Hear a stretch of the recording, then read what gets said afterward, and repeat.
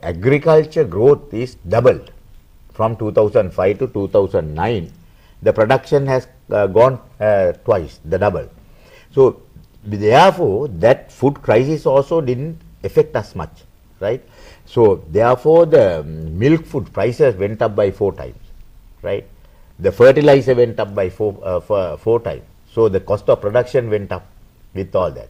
So the fertilizer subsidy started by the president. That time, when the fertilizer price of Sri Lanka only 950 bucks, he was giving for 350 bucks. That is only the farmer had to pay only 1/3. Then the fertilizer prices went up to 9,000 bag. Still he gave it for 350 rupees. That is 96% was burden took by the government. The farmers had to pay only 4% of the price, right? That is how. So therefore, and he started major irrigation, 5 major irrigation schemes, the Moragahakanda, Ramukannoya, Daduruoya, Umaoya, Veheragala.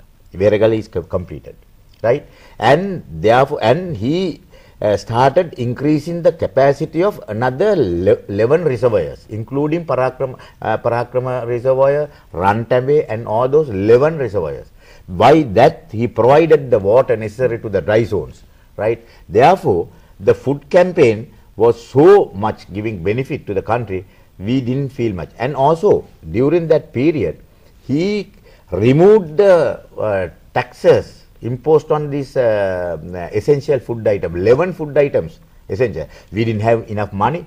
Nobody was providing us even $1 to spend for the war. There was nothing, no help. With all that, you know, he removed all the taxes and he lost revenue over billions of rupees to the treasury. Still, you know, therefore, the food crisis did not actually affect Sri Lanka as much as it affected the big developer countries. Yeah, we are speaking to Honorable Minister Mr. Rajitha Senarathne, Minister of Construction and Engineering Services. We touched upon how His Excellency the President grappled with many problems at the same time while fighting the brutal war on terror, while fighting a brutal terrorist organization. He touched on how he had to deal with the one of the worst economic crisis and also the food crisis, the measures taken by the president and how the agriculture policy was put in front, how irrigation systems were developed and how other measures were taken for, to sort of absorb the impact of the world economic crisis. And also what he was saying is that the ability of the president to withstand the international pressure and international media and to keep the international media at bay, which is a daunting task, because without such a leadership and gumption to keep the international media and pressure at bay, this war wouldn't have been able to see an end.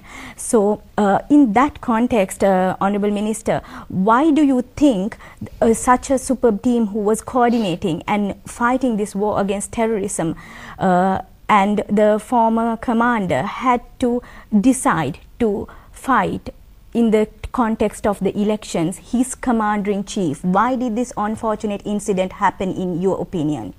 Actually, the former commander, Sarath Fonseca, was one of my best friends, just like my friendship with the president throughout.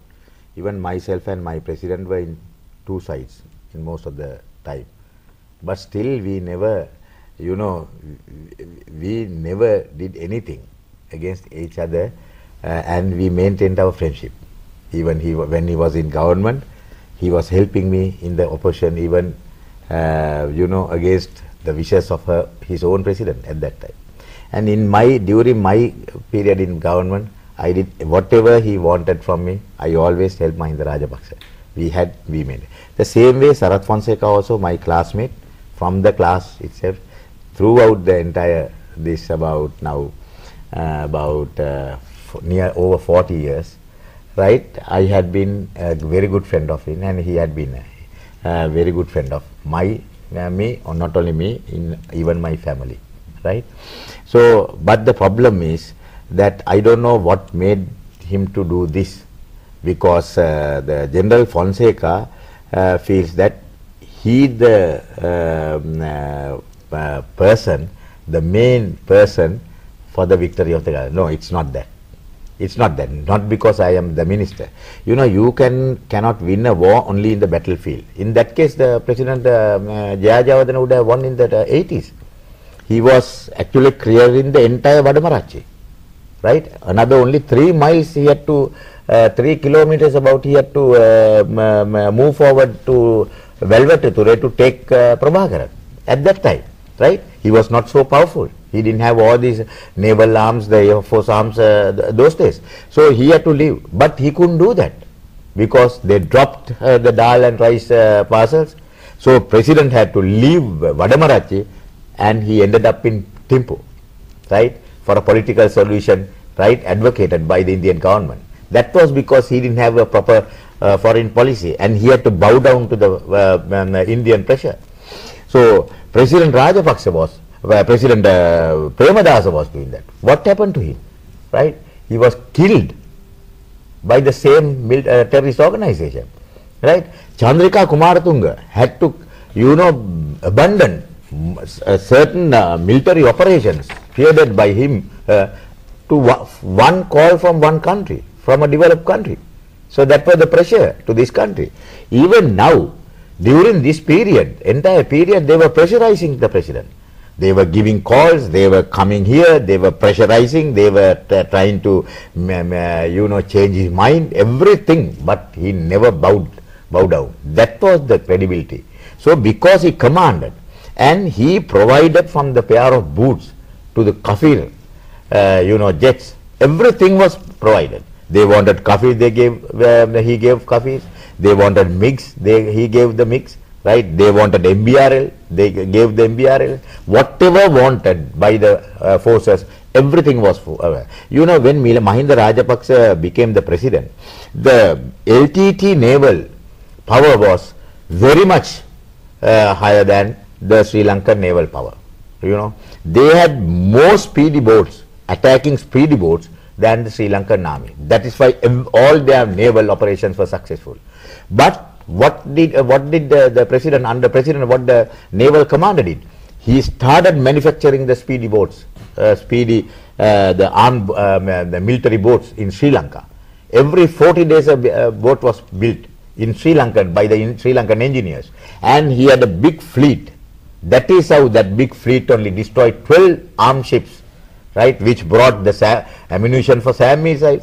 The later stages, they couldn't operate the MBRL. Why? All the ammunition was destroyed in the sea. So it's not the army command only, it's the navy command which stopped the supply of arms to the rebels. You know, when this army command, during the UNP government, when we were there, the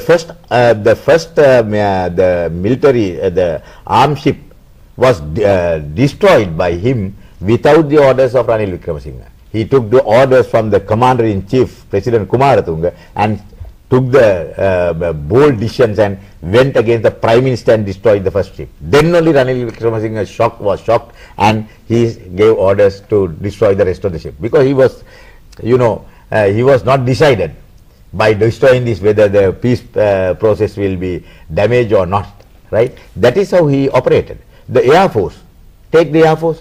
Now, you could remember the last November, the Prabhakaran was preparing for his Heroes Day speech, right? That was to be telecast all over the world. What happened? The previous day, the Air Force went and bombed the entire building. The Tamil Tellam got killed, right? And the entire satellite network was destroyed.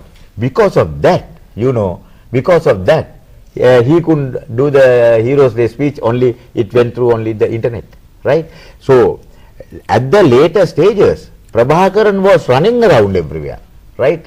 Yeah, he had to rustify everywhere. Why?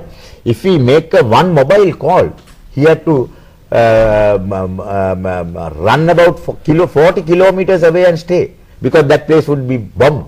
Who brought that technology? It is Mahinda Rajapaksa who brought that technology. He who spent for that technology.